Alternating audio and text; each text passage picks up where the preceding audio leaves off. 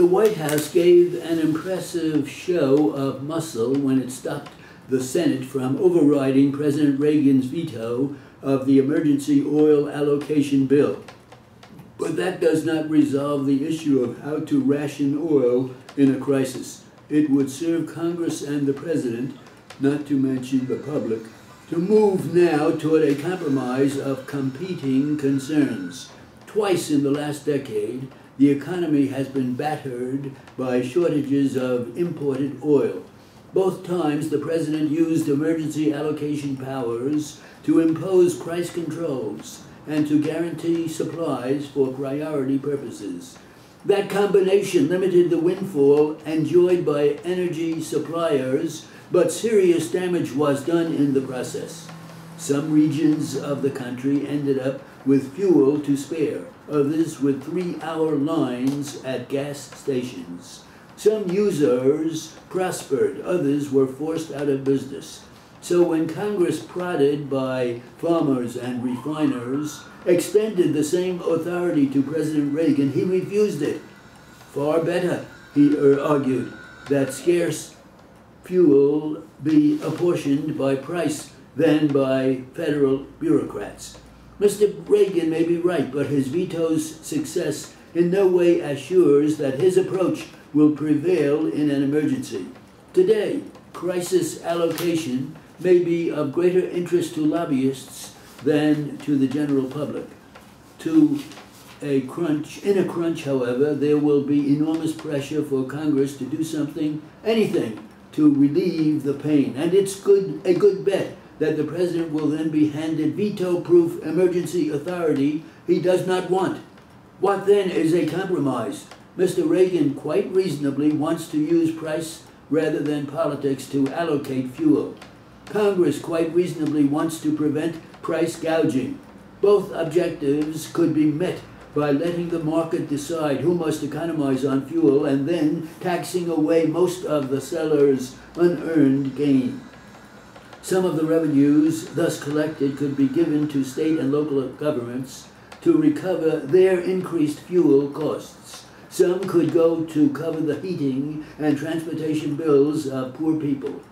The rest could be returned to the public through income tax rebates.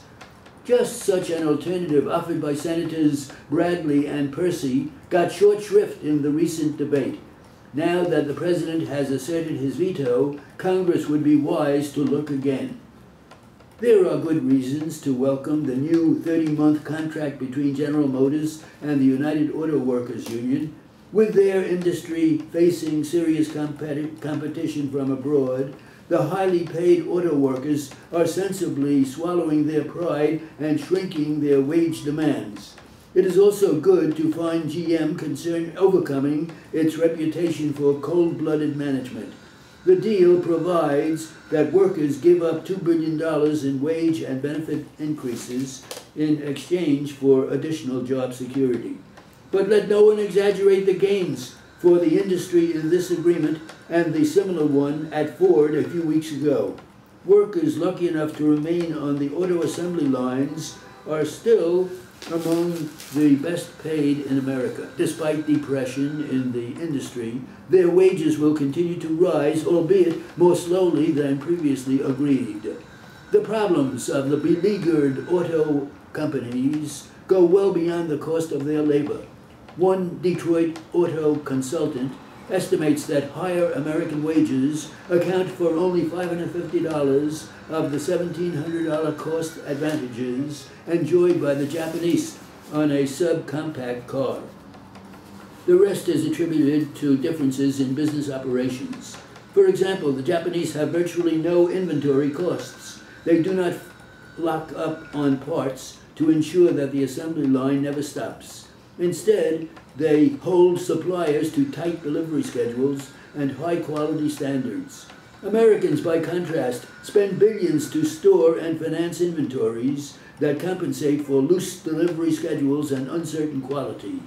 Thus, the good other news from Detroit this week may be even more significant. General Motors puts its steel suppliers on notice that they will henceforth have to bid for its business. The company plans to promulgate that. These imitative adaptations would have been unthinkable a few years ago. They must be humiliating to the premier American industry. But at this point, a little humiliation can be healthy.